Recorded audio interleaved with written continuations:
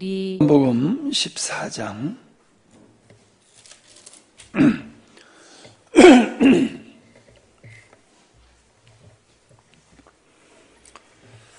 예, 2절, 3절, 4절, 5절까지.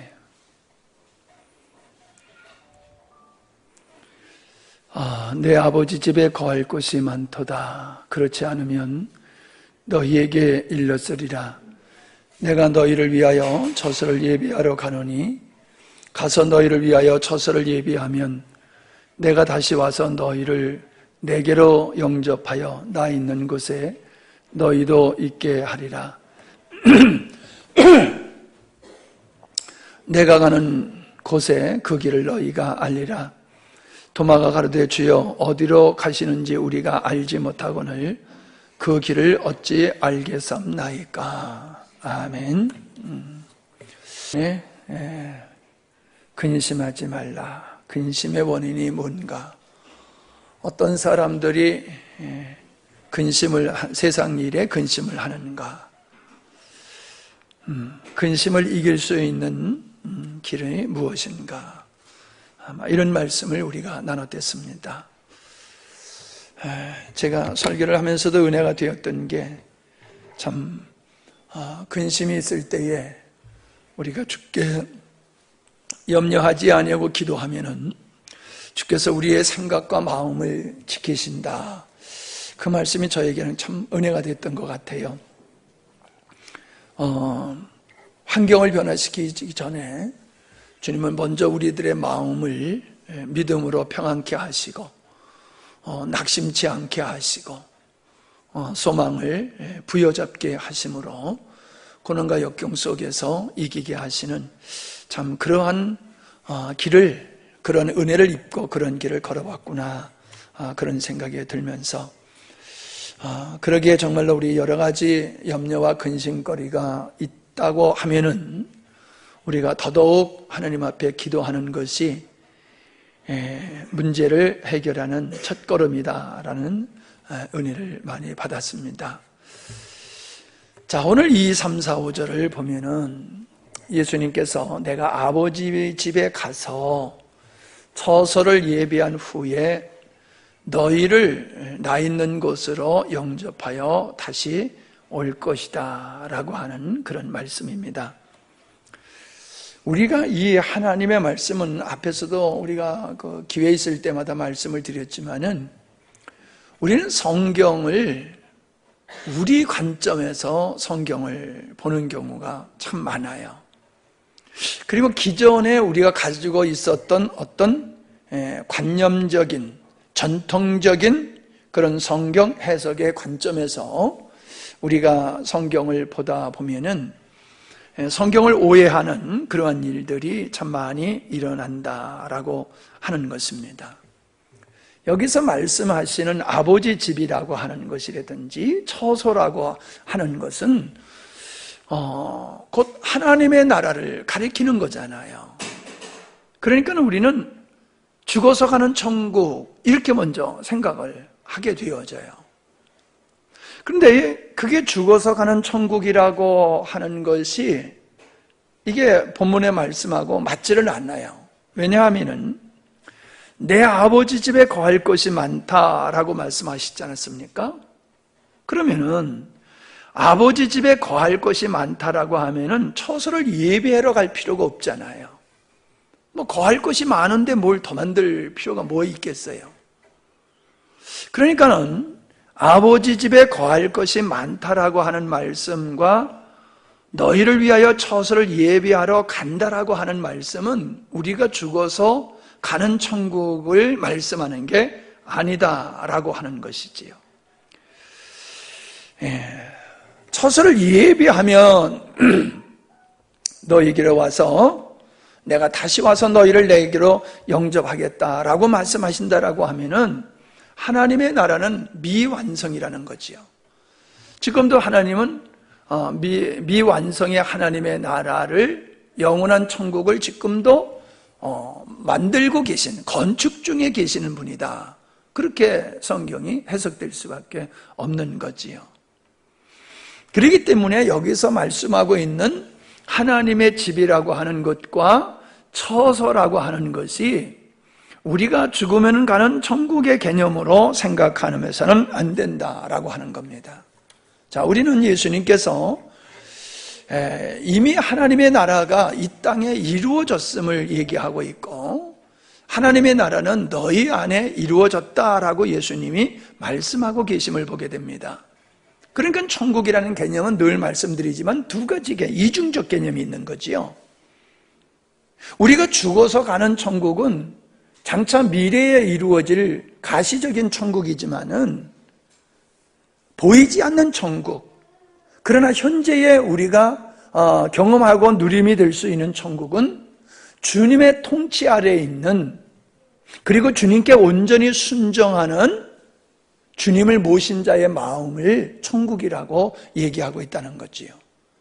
나라라고 하면은 주권이 미쳐지는 것이 나라잖아요. 그래서 하나님의 나라라고 하는 것은 하나님의 주권이 미쳐지는 거지요. 지옥이 어떤 것이에요? 하나님의 주권이 미쳐지지 않는 것이지요. 그러니까 불신자의 마음은 하나님의 주권이 미쳐지지 않고 마귀의 주권이 미쳐지는 것이잖아요. 그러니까 지옥은 그것이란 말이죠. 우리 꼭 불구덩이라고만 생각하면 안 돼요.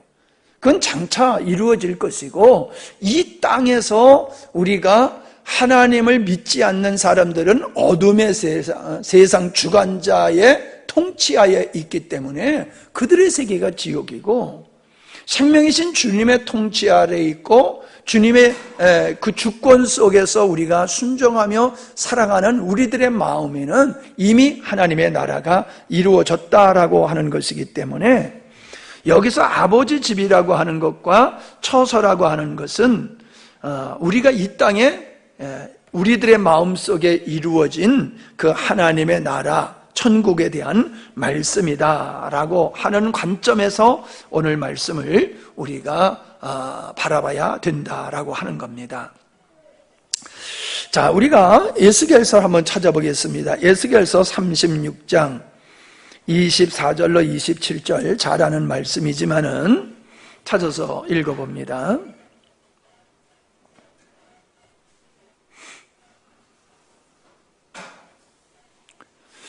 시작. 내가 너희를 여러 나라 가운데서 인도하여 내고, 그냥 내가 읽을게요.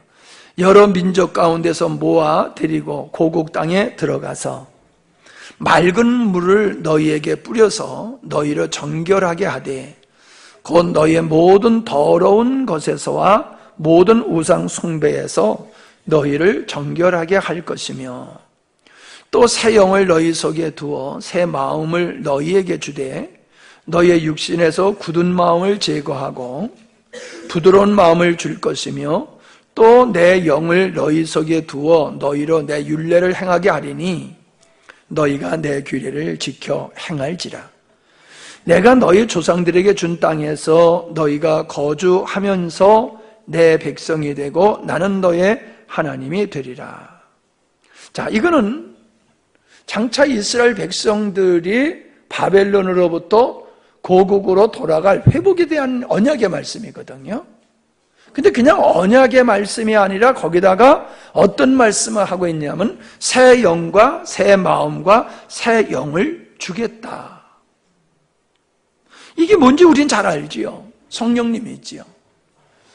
그리고 이 약속의 말씀은 오순절에 성취되었음을 우리가 알게 됩니다. 그런데 왜 새 영을 주고 새 마음을 가지게 하며 내 영, 하나님의 영을 우리 속에 두느냐라고 하면은 주의 율례를 행하고 규례를 지켜 행하게 하겠다. 그냥 말씀의 순종이라는 관점이 되지만은 조금 더 넓은 틀에서 보면은 하나님의 주권과 하나님의 통치에 순종하는 삶을 얘기하고 있는 거지요. 거기에 뒤에 말씀해 보면은 내 백성이 되고 나는 너의 하나님이 되리라. 그러니까 하나님 나라의 왕이 되실 뿐만 아니라 새 영과 주님의 영을 받은 자들은 그 하나님의 나라의 백성이 될 것이다. 이게 무슨 얘기예요?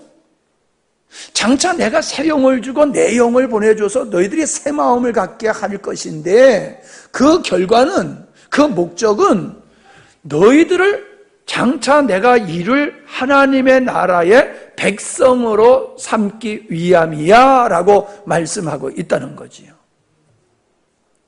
새 영과 새 마음을 준다는 건 너희들이 나를 믿으면 천국 가게 할 거야, 이 의미가 아니에요. 잘 들으셔야 돼요. 성령을 너희들에게 보내주는 것은 너희들을 하나님 나라의 백성을 만들기 위함이다 라고 하시는 말씀이란 말이죠.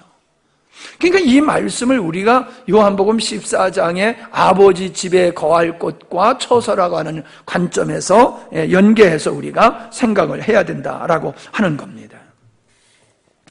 출애굽기 15장 13절입니다. 출애굽기 15장 13절.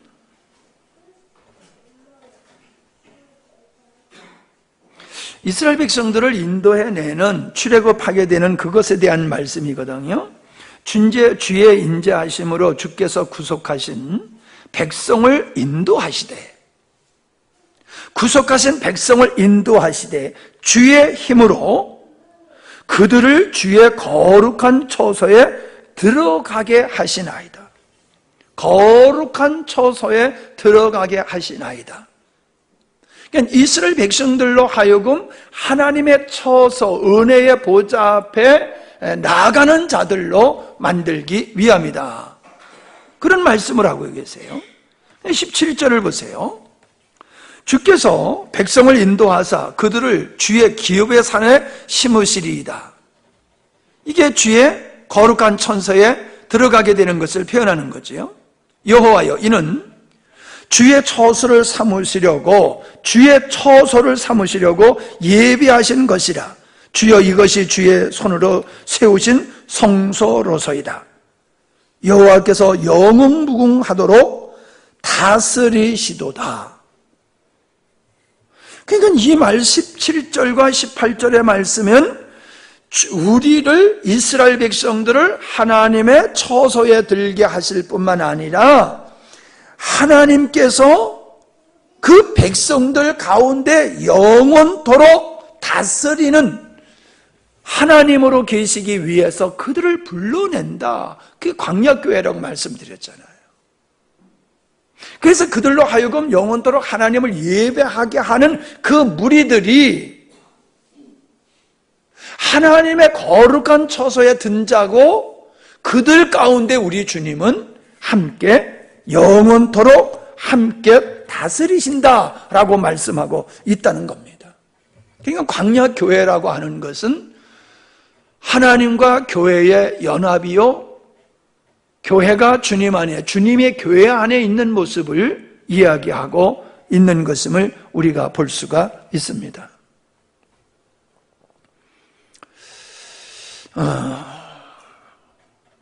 이걸 현대인 성경으로 제가 다시 읽어볼게요. 17절을. 주께서 주의 백성을 인도하여 그들을 주의 산에 심으실 것입니다. 여호와여, 그것은 주의 처소를 위해 택하신 곳이며 주의 손으로 지으신 성소입니다. 하나님 앞에 있는 그 백성들이 하나님의 택하신 처소이며 주의 손으로 지으신 성소다. 누가? 광야교회가. 그들이 하나님의 처소이며 그들이 하나님 나라의 백성이다. 그렇게 말씀하고 있음을 보게 됩니다. 성경에 보면요, 시편에 보면은 하나님이 우리의 처소가 되실 뿐만 아니라 우리가 하나님의 처소가 된다고 말씀하고 계세요. 시편 90편 1절입니다. 시편 90편 1절. 주여, 주는 대대에 우리의 거처가 되셨나이다. 이 거처는 안식처라는 말로 번역이 되기도 해요. 우리의 안식처가 되셨나이다. 91편 9절 보면은 네가 말하기를 여호와는 나의 피난처시라 하고 지존자를 너의 거처로 삼았으므로 지존자를 너의 거처로 삼았으므로 132편 13절에 132편 13절 여호와께서 시온을 택하시고 자기 거처를 삼고자 하여 이르시기를 이는 내가 영원히 쉴 곳이라 내가 여기에 거주할 것은 이를 원하였음이로다. 시온을 택했다라고 하는 것이 그 하나님의 백성들을 의미하는 것이고 오늘로 말하면 교회를 얘기하는 거지요. 왜 하나님께서 교회를 선택하셨냐 하면은 당신의 거처를 삼기 위함이고 교회 안에서 하나님은 영원한 안식을 쉴 것이다. 그렇게 말씀하고 계십니다. 그러니까 우리가 아주 중요한 것을 여러분이 꼭 기억해야 될 게 뭐냐 하면은 하나님의 창세전의 의도는 우리를 하나님의 자녀로 삼는 거라고 그랬잖아요. 그리고 예수 그리스도를 맏형 되시는 예수님을 닮아가는 거라고 그랬잖아요. 근데 이걸 어떻게 하느냐 말이에요. 이거를 그게 바로 하나님 자신을 우리에게 주심으로 말미암아 우리가 하나님의 영을 소유한 자로서 하나님의 자녀가 되는 것인데 이걸 오늘 말씀으로 표현하면은 하나님 자신이 우리를 거처로 삼으시고 하나님의 우리 안에 들어오셔서 우리 안에서 영원한 거처로 영원한 안식을 얻는 것으로 하신다는 거예요. 그렇게 해서 우리를 하나님의 자녀로 삼으시고 예수 그리스도를 닮아가는 자로 삼으시는 것인데 그게 이제 나중에도 읽겠습니다만은 요한계시록에 가면은 그들이 바로 하나님 나라의 백성된 자들이다. 그래서 하나님의 완전하신 뜻이 이루어진 것을 하나님 나라의 완성으로 표현하고 있다는 거예요. 그래서 하나님의 나라라고 하는 개념은 시공간적인 그런 물리적인 천국을 생각하면 안 돼요. 그보다도 본질적인 천국은 하나님이 당신들 백성들 가운데 거하심으로 말미암아 이루어진 나라가 천국이고 하나님의 나라라는 거지요. 그러니까요, 성경에서는요, 구원받은 사람을 개개인으로 볼 뿐만 아니라 구원받은 사람을 단 한 사람으로 보는 거예요. 그렇게 표현하는 거예요. 우리가 개인적으로는 예수님을 믿어서 하나님의 자녀가 되는 거죠. 개인적으로는. 그러나 하나님이 보셨을 때에 하나님의 자녀들은 그냥 그리스도의 한 몸과 같이 모든 믿는 자를 한 사람으로 표현하고 계세요. 그래서 우리 마음속에 계신 그분이 우리를 처소로 삼으신 것 같이 믿는 자들을 한 사람으로 표현하시고 믿는 자들 가운데 그들과 연합되어 계시는 이러한 모습을 우리에게 보여주고 계시다라고 하는 거지요. 주님이 우리 안에 거하시려고 하면요, 거하실 수가 없어요. 왜냐하면 우리가 죄인이기 때문에 그렇습니다. 우리가 구약에 보면요, 하나님을 보는 자는 다 죽는다고 그랬어요. 왜 그랬을까요?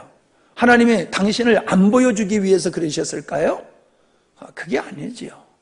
우리가 너무 밝은 태양은 슬쩍 지나가며 볼 수는 있어도 계속 쳐다볼 수가 없잖아요.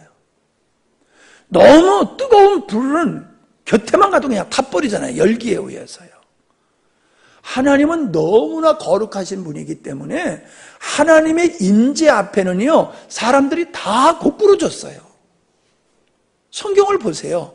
하나님 임재 앞에, 하나님의 임재를 경험하는 사람들은 감히 그분 앞에 머리를 들고 서 있지를 못했어요. 대표적인 게 뭐예요? 솔로몬 성전 낙성식 할 때 하나님의 임재가 임하니까 다 고꾸라져 버렸잖아요. 하나님의 임재가 시내 산에 임하니까는 감히 백성들이 그 시내 산에 올라갈 엄두를 못 내잖아요. 두려워서. 그거예요. 이건 우리가 그런 경험을 하지 못해서 그렇지, 하나님이라고 하는 그 온전하시고 거룩하신 하나님 앞에는 인간이 감히 고개를 들고 쓸 수 없는 거지요. 그런 공의로우시고 거룩하신 하나님이 우리 안에 들어오신다고 하면 우리가 감당할 수가 없는 거예요. 감당할 수가 없는 거예요. 그래서 하나님께서는 우리 안에 거하시기 위해서, 잘 들으셔야 돼. 재민이도 잘 들어. 그냥 수요일날 왔다고 도장만 찍고 가면 안 돼. 잘 들어야지 돼. 그래서 주님이 우리 안에 들어오시기 위해서 하신 작업이 뭐냐 하면 우리를 거룩하게 하시는 거예요. 당신이 거하기 전에 청소하고 당신이 들어오시는 거예요. 그래서 우리가 죄인 아닌 우리를 의인으로 만들어 놓으시고 하나님의 우리 안에 들어오셔도 우리가 그분 때문에 죽지 아니할 수 있는 거룩한 존재로 먼저 만드시는 것이 이게 구원이에요. 이게 구원. 하나님이 우리 안에 거하시기 위해서 하시는 사역이 구원이라는 거예요. 그러니까 우리는 구원 그러면 어떤 생각만 해요?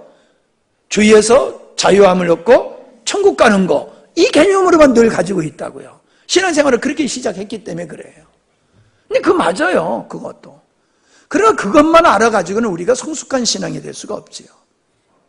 하나님이 우리의 죄를 대신 형벌 받으심으로 우리를 영원한 하나님의 자녀가 되는 길을 열어주셨을 뿐만 아니라 하나님 자신을 우리에게 주시기 위해서, 우리를 거처로 삼고 우리 안에 거하시기 위해서 우리의 죄를 대신 짊어지시고 우리가 사함받고 의로운 자로 만드시는 것이 십자가 사건이다. 아멘? 이걸 명확하게 알아야 돼요. 여기 우리 주일학교 학생들 엄마 아빠 따라서 왔는데, 나는 어렸을 때 엄마 아빠 따라서 수요일 예배도 갔어. 이거 자랑하면 안 돼. 내가 엄마 아빠를 따라서 수요일 날도 교회 가서 이런 말씀을 들었어. 그러면서 우리 신앙이 성경적인 구원관, 성경적인 가치관을 가지고 형성이 되어야지 된다는 거지. 그렇지 않으면 의미가 없는 거예요. 그러니까 구원이라는 걸 우리는 늘 우리 관점에서 보니까는 지옥 갈 자를 천국 가는 거, 이것밖에 모르는 거예요. 근데 하나님의 관점에서 보니까는 하나님의 창조의 의도이신 하나님 자신을 우리를 거처로 삼고 우리 안에 거하시기 위해서 선행 사역으로서 주님은 우리를 의롭게 하신 것이다. 그걸 우리가 기억해야 됩니다. 그래서 우리가 잘 아는 대로 에베소서 5장 26절과 27절에 뭐라 그랬습니까? 물로 씻고 말씀으로 깨끗게 하여 거룩하게 하시고 흠과 티와 주름 잡힌 것이 없는, 그런 결점이 없는 거룩하고 흠이 없는 영광스러운 교회로 당신 앞에 세우고자 하셨다. 이게 십자가의 사건을 얘기하는 거예요. 주님께서 우리를 그렇게 씻고 정결케 하셔서 영광스러운 교회로 그렇게 만드셨다는 거예요. 그러니까 하나님의 온전한 교회는 영광스러운 존재예요. 교회는 영광스러운 거예요. 아멘? 교회는 영광스러운 거예요. 우리가 어떤 사역을 멋지게 해서 영광스러운 존재가 아니라 하나님의 나라, 교회의 구성원들인 우리가 죄사함 받고 거룩하신 주님을 모신 자들이 되었기 때문에 우리가 영광스러운 존재가 되는 거예요. 질그릇과 같은 우리에게 보배이신 주님이 담겨졌을 때 우리 가치가 달라지는 거예요. 아멘? 교회가 왜 영광스러운 교회인지를 우리는 알아야지 돼요. 교회가 왜 영광스러운 교회인지를. 우리는 요한계시록 7장에 보면은 흰옷 입은 자들이 어린 양의 피로서 희게 씻음받은 자들이다. 그런 말씀을 우리가 보게 됩니다. 흰옷 입은 자들이 누구냐?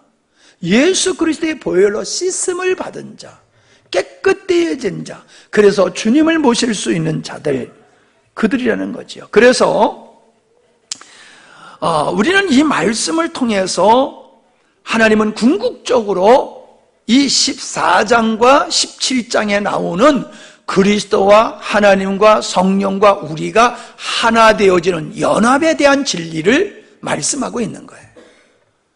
그러니까 여러분들이 이 연합에 대한 이 진리가 명확해지지 아니하면요, 복음을 깨달은 게 아니에요.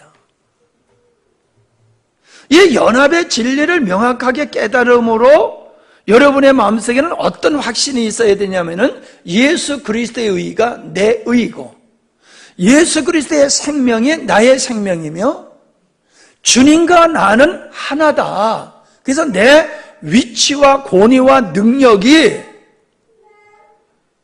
주님의 어떠함이 나를 통해서 나타날 수밖에 없다는 거지. 그러므로 우리가 주님을 닮아가는 역사와 더불어 주 예수 그리스도의 이름으로 귀신도 내쫓고 질병도 치유하는 이 초월적인 역사가 믿는 자들 가운데서, 내게서 이런 게 나타나는 것은 당연한 것이다. 주님의 행하시던 것을 내가 행할 수밖에 없는 것은 주의 영과 내가 연합되어 하나 된 존재이다 라고 하는 이 확실함 속에 여러분이 강하고 담대해야 되는 거예요. 그러면 이 연합의 원리를 아시는 거예요.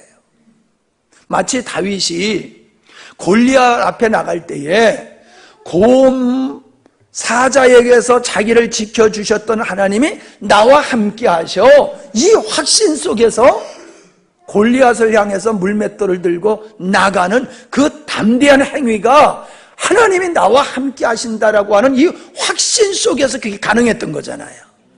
그러니까 오늘도 우리의 삶이 주님과 나는 하나다라고 하는 이 확신 속에서 우리의 삶이 세상을 향하여 담대히 나가야 되는 거예요. 담대히 나가게 되는 거예요. 그러니까 이 담대함이라고 하는 것은 은사의 결과가 아니에요. 자기 인식이에요. 자기 정체성이에요. 주님의 내 안에 계시고 참으로 부직갱이와 같은 나를 꽃필 수 있는 나무로 만들어 가시는 분이 우리 주님이다. 그런 믿음이 우리 안에 있을 때에 우리의 삶은 세상과 구별된 삶을 살 수밖에 없는 거죠.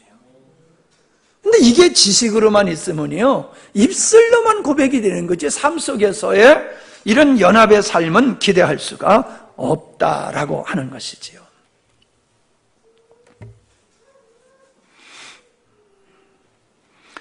(23절을) 보세요. 요한복음 14장 23절을 보면은 예수께서 대답하여 가라사대 사람이 나를 사랑하면 내 말을 지키리니 내 아버지께서 저를 사랑하실 것이요 우리가 저에게 와서, 우리가라고 그랬죠. 우리가 삼위일체 하나님을 가리키시는 거지요. 우리가 저희에게 와서, 누구? 하나님을 사랑하는 자 거하신다. 처소로 삼으시겠다는 거예요. 하나님을 사랑하는 사람들의 마음을 당신의 처소로 삼고 그 안에 거하겠다. 이게 구원받은 자의 정체성이에요. 나 예수 믿고 구원받아서 나 죽으면 천국 갈 거야가 아니에요. 주님이 내 안에 계셔. 이게 구원받은 자의 고백이야. 그러니까 천국에 계신 하나님만 생각하면 이거는 반쪽 신앙이에요. 성령으로 삼위일체 하나님이 내 안에 벌써 계셔. 그래서 내 안에서부터 하나님의 나라 천국이 이루어지는 거야. 자, 이런 얘기가요, 인간적인 측면에서 들으면 이게 참 황당한 얘기지요. 이해가 안 되는 얘기지요. 여러분이 어떻습니까? 제가 여러분의 얼굴 보니까는 흥분이 안 돼. 에? 여러분의 얼굴이 흥분이 안 돼요. 예. 모르는 수학 공부 시간에 선생님이 가르쳐 주니까는 열심히 듣고 있는 거야. 그렇게 되는 건가 보다. 나와서 풀어봐 그러면 몰라. 에? 풀어봐 그러면 몰라. 들으면은 뭔가는 모르지만은 하여간에 그게 그런 건가 보다. 그리고 앉아있는 그 학생들의 모습이에요, 여러분이. 기분 나빠요? 여러분 도전 받으셔야 돼요. 물론 여러분이 이 연합의 진리에 대해서 전혀 모른다고 저는 생각하지 않아요. 그러나 여러분이 이 연합의 진리를 명확하게 알게 되면요, 여러분의 자신의 인식과 여러분이 세상을 살아가는 태도가 주님을 몰랐을 때, 연합을 몰랐을 때와는 확연하게 다를 수밖에 없다는 거예요. 확연하게 다를 수밖에 없다. 알면 알수록 우리는 성경에서의 위대한 믿음의 승리를 했었던 그분들의 모습이 우리들의 모습이 될 수밖에 없어요. 그러니까 여러분, 내가 그러잖아요. 참 오늘 우리들은 듣고 싶은 것만 듣고 하고 싶은 것만 하는 이런 스타일이라고 그랬는데, 내가 이런 말씀을 듣고도 이 말씀이 명확하게 나에게 다가오지 않는데 가만히 있다는 건 뭔지를 아세요? 내가 듣고 싶은 게 아니에요. 여러분이 듣고 싶은 것이 이 연합에 대한 말씀이라고 하면은 여러분은 계속해서 이것에 대해서 우물을 팔 거예요. 이 말씀의 의미가 뭐야? 도대체 연합의 의미가 뭐야?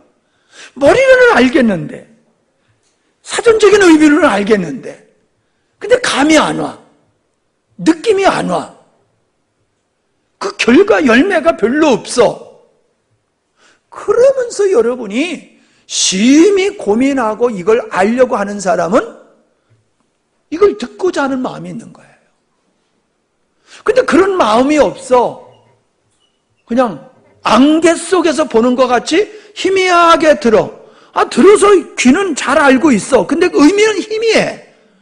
근데 이걸 명확하게 하려고 하지 않고 그냥 지나가. 이런 사람은요, 자기가 듣고 싶은 것만 듣는 사람 태도에 해당되는 거예요. 여러분, 믿음의 온전한 승리를 하기 위해서는요, 이걸 반드시 여러분이 깨달으셔야 돼요. 이거로구나. 하나님은 이런 연합의 방법을 통해 가지고 아버지의 창조의 의도를 이루신 거로구나. 그래서 반드시 십자가의 사건이 있어야지 되고 반드시 성령이 임해야 되는 거로구나. 예수님의 십자가의 사건은 우연이 아니고 예수님께서 성령을 보내심도 우연이 아니라는 거예요. 하나님의 창세 전에 의도를 이루시기 위한 아주 철저한 하나님의 계획 속에서 이것이 이루어졌다는 거예요. 그러니까 십자가가 왜 이루어졌어? 왜 되어야 되는 것인가를 그냥 우리를 다분히 그냥 지옥 갈 자를 천국 가게 하신 거야. 여기에 머무르 보내요. 어린아이의 신앙이 있는 거예요. 어린아이의 신앙.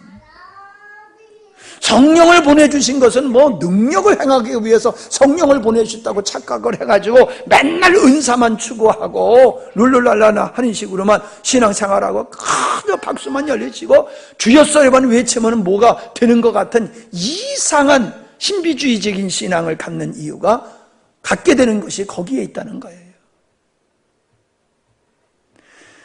여러분들이 제가 이렇게 힘주어서 말씀을 드리는 이 말씀이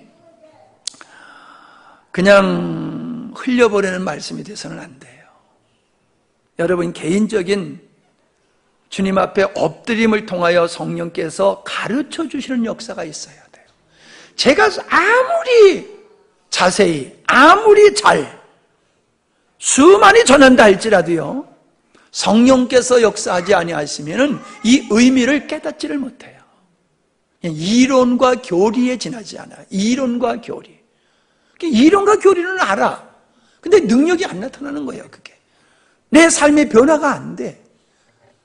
내가 하던 일을 너희가 하리라. 그게 안 돼. 그게 왜 그래요? 의미를 모르기 때문에 그러는 거예요. 그냥 사전적인 내용만 가지고 알고 있기 때문에 그런 역사가 안 일어나는 거예요. 즉, 말씀을 따라 삶이 안 이루어진다는 거지요.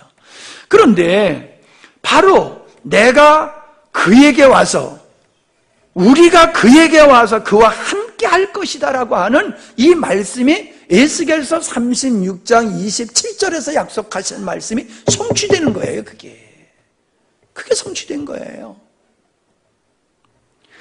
자, 뿐만 아니라 우리는 하나님께서 아담을 지으실 때 하나님의 형상으로 지으셨다 그랬어요. 그러니까 아담은 하나님의 형상이지 하나님이 아담 안에 있는 존재는 아니에요. 자꾸 이제 우리가 신학 공부하신 분들은 어떤 신학적인 이해를 하고 있느냐 하면은 하나님이 인간을 완벽하게 만들으셨는데 범죄함으로 하나님의 형상을 상실해버렸어. 구원함으로 말미암아 우리가 다시금 범죄하기 전에 아담과 같이 그렇게 하나님의 형상을 회복하게 될 거야. 이런 구조로 이해를 하고 있어요. 이게 전통적인 신학적인 관점이에요. 제가 질문하는 게 그거잖아요. 아니 그렇게 하나님이 아담 안에 계셔서 아담을 그렇게 완벽한 존재로 만드셨다고 그러면 아담은 범죄하지 말았어야지. 그런 범죄하지도 않을 아담에게 하나님은 따먹지 마. 먹으면 너 정령 죽을 거야. 그런 말씀을 왜 해요? 할 필요가 없잖아요. 따먹을 수 있으니까 따먹지 말라고 그런 거잖아요. 불순종할 수 있으니까 불순종하지 말라고 그러는 거지. 불순종하지 않을 수 있는 사람한테, 불순종하지 않을 사람한테 너 불순종하지 마. 그러면 그 이상한 거잖아요. 이게 이제 우리가 전통적인 관점에서 그렇게 처음서부터 그런 토양에서 성경을 이해하다 보니까는, 그런데 저는 그렇게 보지 않습니다. 하나님의 우리를 하나님의 형상대로 완벽하게 지으셨다는 것은 하나님의 창조의 목적에 부합하게 하나님의 의도대로 우리가 완벽하게 지어졌다는 얘기지, 흠티 없는 하나님의 영을 소유한 하나님과 연합된 존재가 범죄하기 전에 아담이 아니라는 거예요. 그냥 형상일 뿐이에요. 영적인 존재고 하나님의 일반적인 속성을 지닌 그런 영적인 존재로 인간을 만들었다는 거예요. 그럼 뭐예요? 장차 형상인 너가 내가 너희 안에 거함으로 말미암아 온전한 너와 나는 하나가 될 것이다 라고 하는 그 그림을 거기서 보여주고 있는 거예요. 하나님의 창조의 의도는 하나님과 인간이 하나됨 속에 있는 거예요. 하나님과 인간이 하나 되어서 그 하나님으로 말미암아 인간이 온전케 되어지는 이걸 하나님은 원하신 거예요. 그러한 하나님의 자녀들을 원하시는 거예요. 그러니까 보세요. 우리가 아담은 지었다고 그러지만은 거듭난 백성은요, 낳았다고 말씀하고 있어요. 낳았다. 오늘 할머니가 되신 거 축하해요. 네, 할머니가 되신 거 축하해. 낳았단 말이에요. 어디서 얻어가지고 온 게 아니라 낳았단 말이에요. 그냥 만든 거하고 지은 거하고 낳은 거는 전혀 다르잖아요. 그냥 아담은 만드셨어요, 흙으로. 그리고 생기를 불어넣으심으로 영적인 존재를 만들고 그 영적인 존재가 하나님의 형상인 것으로 아담을 만들었단 말이에요. 그건 만든 거예요. 근데 거듭남은 뭐예요? 하나님의 영을 우리에게 주심으로 말미암아 태어난 거예요. 태어난 거예요, 영적으로. 이게 구별이 돼야 돼요. 그냥 의롭다 함을 받은 것을 거듭남이라고 생각하면 안 돼요. 그럼 온전히 이해가 안 돼요. 말씀으로 나았다, 주의 영으로 나았다라고 말씀하고 있잖아요. 예. 그래서 우리는 아담의 창조 사역을 통해서도 하나님의 우리 안에 계시고자 하시는 그 궁극적인 하나님의 창조의 의도를 우리에게 미리 보여주신 것이다 라고 하는 겁니다. 자, 예배하러 간다 그러셨단 말이에요. 그럼 예배하러 가신다는 게 뭐예요? 그게 장차 예수님의 십자가의 사건을 얘기하고 있는 거예요. 내가 너희들이 아버지 안에 거할 처소를 만들기 위해서 내가 간다, 너희들을 떠나간다 그랬잖아요. 그래서 13장 36절과 37절에도 보니까는 나의 가는 곳에 너희가 지금은 따라올 수 없으나 후에는 따라오리라. 베드로가 가로되 주여 내가 지금은 어찌 따를 수 없나이까? 주를 위하여 내 목숨이라도 버리겠나이다 그랬잖아요. 네? 그러니까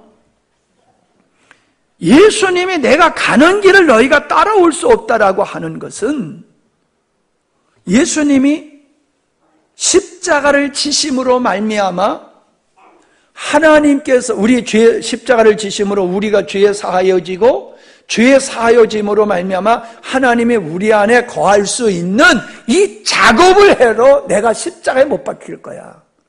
근데 너희들은 못 따라와. 근데 나중엔 따라올 거야. 그게 뭐예요? 너희들이 지금은 이해하지 못해. 그러나 나중에는 너희들이 내가 가는 길이 어떤 길인지, 무엇을 위해서 하는 길인지 너희들이 알게 될 거야. 그래서 너희들도 그 길을 함께 갈 거야. 그게 뭐예요? 예수 그리스도와 연합된 자라서 끝까지 그 하나님을 사랑하고 경배하며 아버지의 뜻을 이루는 삶을 살게 될 것을 말씀하고 있는 것이다 라고 하는 겁니다. 그러니까 다시 오신다라고 하는 말씀은 또 뭐냐라고 하면은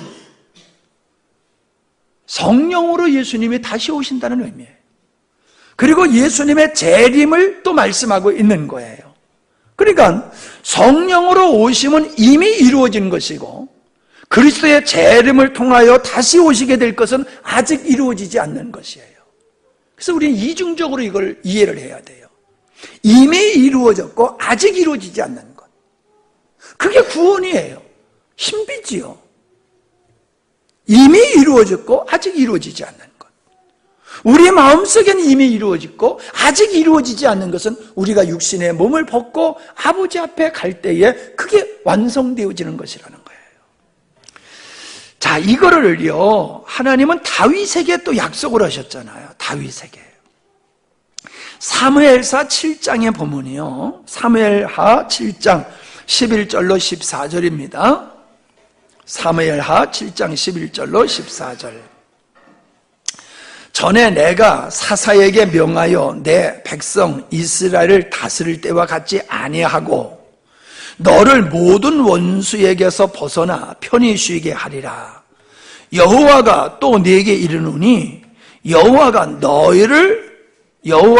너를 위하여 집을 짓고, 하나님이 너를 위하여 집을 짓는데요. 또 네 수완에 차서 네 조상들과 함께 누울 때에 내가 네 몸에서 네 씨를 내 뒤에 세워 그의 나라를 견고하게 하리라. 그의 나라를 견고하게 하리라. 네 씨로 말미암아 그는 내 이름을 위하여 집을 건축할 것이요, 내 이름을 위하여, 하나님의 이름을 위하여 집을 건축할 것이요, 나는 그의 나라의 왕위를 영원히 견고하게 하리라.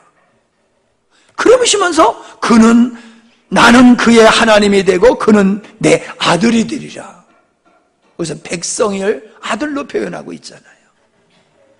그러니까 다윗의 아들이 장차 다윗의 왕조, 다윗의 집을, 다윗의 나라를 세울 것이다. 그런데 나는 그의 나라의 왕위를 영원토록 경고케 할 것이다가 뭐예요? 이 말씀은요, 마태복음 1장 1절에서 답이 나와요. 아브라함과 다윗의 자손 예수 그리스도의 세계라. 예수님을 누구한테 비교해서 소개하고 있어요? 아브라함, 다윗.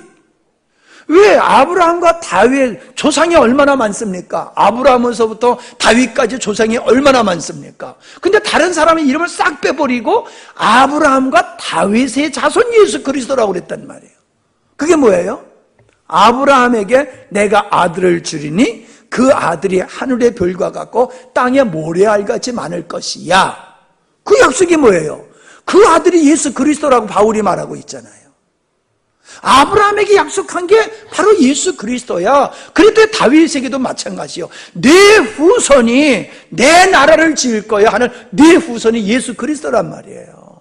그래서 마태복음 1장 1절에 아브라함과 그 다윗의 아들 예수 그리스도의 세계라고 말씀을 하고 있는 거예요. 예수님은 이미 아브라함과 다윗을 통해서 하나님의 나라를 세울 뿐으로 그렇게 말씀하고 있는 거예요. 그래서 여기서 집을 세운다라고 하는 것은 이런 우리가 살고 있는 집을 얘기하는 게 아니라 이 바이트라고 하는 말인데, 감은 가족, 왕가를 만든다라는 뜻이에요. 집이라고 하는 것이. 가문을 만든다, 가족을 만든다. 그러니까 뭐예요? 하나님의 나라와 교회를 의미하는 것이라는 거지요. 예. 자, 그러므로 이제 결론적으로 말씀을 드리면요, 요한복음 1장 14절에 보면은 예수님이 이 땅에 오심을 가리켜서 뭐라고 표현하냐고 하면은 말씀이 육신이 되어, 요한복음 1장 14절이에요. 말씀이 육신이 되어 우리 가운데 거하심에 우리가 그의 영광을 보니 아버지의 독생자의 영광이요 은혜와 진리가 충만하더라 그랬어요. 우리 가운데 거하심에라고 하는 이 거한다는 말이 스케노라는 말인데 살다, 거주하다, 장막을 치다 그 뜻이에요. 그러니까 하나님께서 인간들 속에 이스라엘 12지파들일 때에 세 지파 이래서 12지파가 둥그렇게 있고 동서남북에 있고 그 가운데 하나님의 성막이 있었단 말이에요. 그러니까 하나님은 당신의 백성들 가운데 있는 분이야 그 뜻이에요. 나는 너희들 가운데 있는 존재야. 난 너희들 안에서 내가 너희들을 지키고 인도할 자야 그 뜻이거든요. 근데 그분이 지금은 육신을 입고 오셨어요. 진중 안에 그 장막 안에 거하심과 같이 성육신을 하시고 인간들 속에 들어오셨어요. 그것이 우리 가운데 거하심의 그거예요. 하나님이 우리 가운데 오셨어. 그런데요, 너무 재밌는 게 뭐냐면 아까 말씀하셨던 요한계시록 21장 3절이에요. 다 찾아보세요.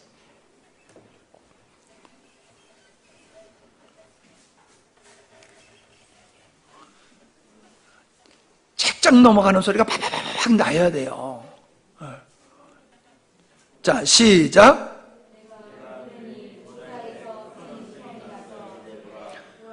하나님의 장막이 사람들과 함께 있음에 하나님이 그들과 함께 계시니 그들은 하나님의 백성이 되고 하나님은 친히 그들과 함께 계시다. 이게 뭐예요? 완성된 걸 가리키는 거예요. 하나님 나라의 완성된 모습을 지금 얘기하고 있어요.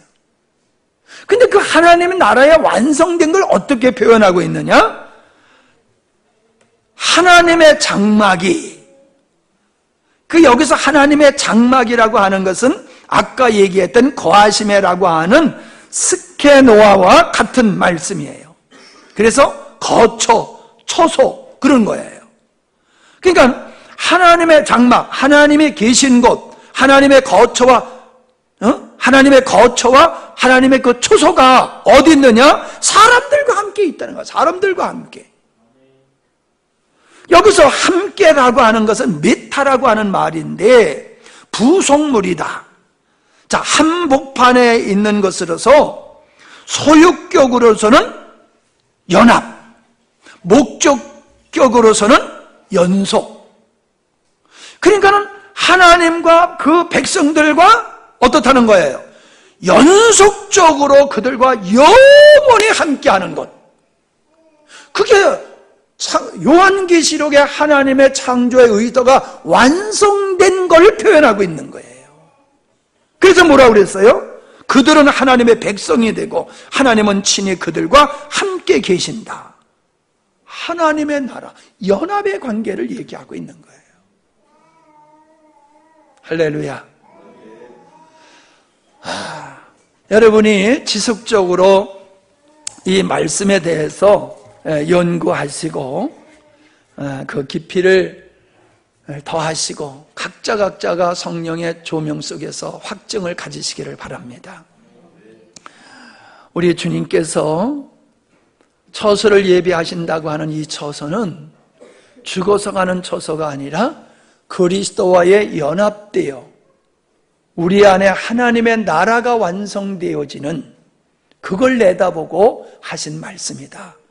그래서 이 뒤에 나오는 말씀이 10절 또 14절, 17절, 20절, 23절 이 말씀을 다 무엇을 얘기하고 있냐면 연합에 대한 얘기를 하고 있는 거예요. 연합에 대한.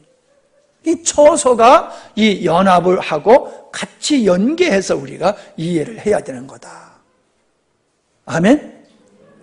자, 여러분이 어떤 존재라고요? 하나님이 거하시는 처소. 우리는 하나님이 거하시는 처소로서 영광스러운 교회. 아멘? 요거는 이미 이루어진 것이고 우리가 이 세상 떠나서 하나님의 창조에 의다가 완성된 그 나라가 되어지면은 이게 이제 그때는 아직이 아니라 그때 완전히 완성되는 거죠. 근데 그 완전히 완성된 것을 요한계시록 21장에서는 동일하게 하나님이 사람들과 영원히 함께 하신다라고 하면서 나는 그의 나라에 하나님이 되고 그는 그들의 자녀가 될 거다라는 말씀으로 말씀을 매듭짓고 있더라. 그러니까 성경은요, 예수님의 십자가의 사건은 이러한 철저한 하나님의 그 의도와 계획 속에서 십자가의 사건이 이루어진 것이고 성령의 오심도 그럴 뿐만 아니라 교회 역사 속에서 하나님은 반드시 당신이 원하시는 하나님의 나라를 완성하고야 말 것이다. 아멘? 근데 우리는 그걸 억지로 되는 것이 되면 안 되는 거예요. 우리는 영광스럽게 그 하나님의 나라의 백성으로서 긍지와 자부심과 영광스럽게 여기면서 우리가 하나님의 나라 백성인 정체성과 자부심을 가지고 살아야지 코 깨어서 가는 거 마냥 억지로 끌려서 우리가 믿음의 생활하는 사람이 돼서는 아니 될 줄로 믿습니다. 이게 불행한 거지요. 기쁘고 즐거움으로 해야 되는 건데 억지로 한다고 하면 불행한 거예요. 은혜를 입고도 은혜인 줄 모르기 때문에 그렇습니다. 기도합니다. 하나님 아버지, 처소에 대한 말씀이 우리에게 얼마나 소중한 말씀인지 우리가 살펴보았습니다. 말씀을 들으면서 그림이 얼마나 그려졌는지는 알 수 없지만은 이것은 주께서 알게 해주시지 아니하면은 우리가 온전히 알 수 없는 참으로 하나님의 그 비밀한 것인 줄 압니다. 성령님, 우리 모두에게 사모하는 마음을 주시고 깨닫고자 하는 열정을 주시고 그러한 영혼 속에 성령의 조명을 통하여 이것이 명확하게 깨달아지는 은총을 베풀어 주시어서 우리로 하여금 하나님의 백성임을, 하나님의 자녀임을 영광스럽게 여기며 우리가 머리이신 주님 앞에 온전히 순종하며 나가는 귀한 삶이 되게 하여 주시옵소서. 예수님의 이름으로 기도하옵나이다. 아멘.